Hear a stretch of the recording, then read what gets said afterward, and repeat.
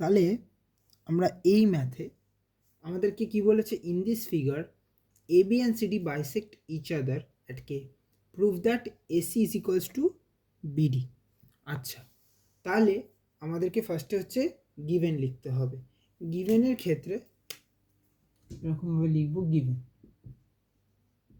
গিভেনে আমাদের কি কি বলেছে, আমাদের বলেছে যে A B and CD two line segment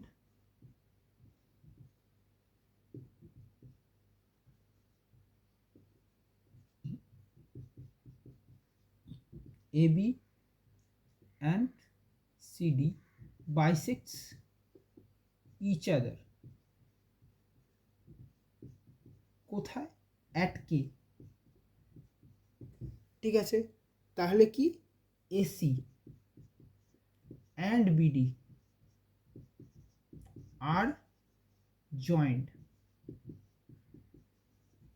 AC R BD কি করা হলো, জয়েন করা হলো। সেকেন্ড কি, সেকেন্ডে আমাদের হচ্ছে গিয়ে টার্গেট আরটিপি বা রিকোয়ার্ড টু প্রুভ বা টু প্রুভ যেটাকে বলা হয়।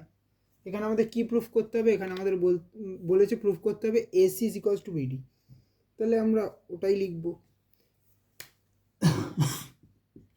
AC is equals to BD. ঠিক আছে, এরপরের কাজ হচ্ছে আমাদের প্রুফ করা, মানে প্রুফের ক্ষেত্রে ফার্স্টে আসি ট্রায়াঙ্গেলের। ইন ট্রায়াঙ্গেল কি in triangle A K C and triangle B K D, A K C and B K D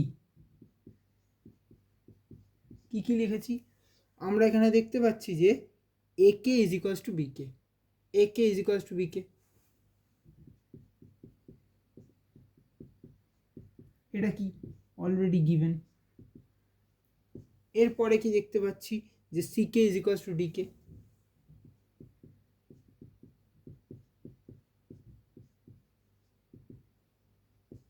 তারপরে কি দেখতে পাচ্ছি যে triangle angle A K C is equals to B K D, A K C is equals to B K D angle.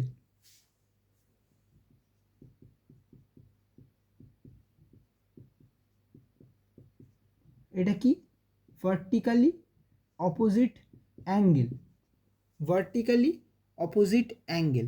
তাহলে কি side angle side, therefore আমরা লিখতে পারি triangle A K C is congruent to triangle B K D by with respect to SAS axiom. Therefore আমরা এটা লিখতে পারি যে AC is equals to BD,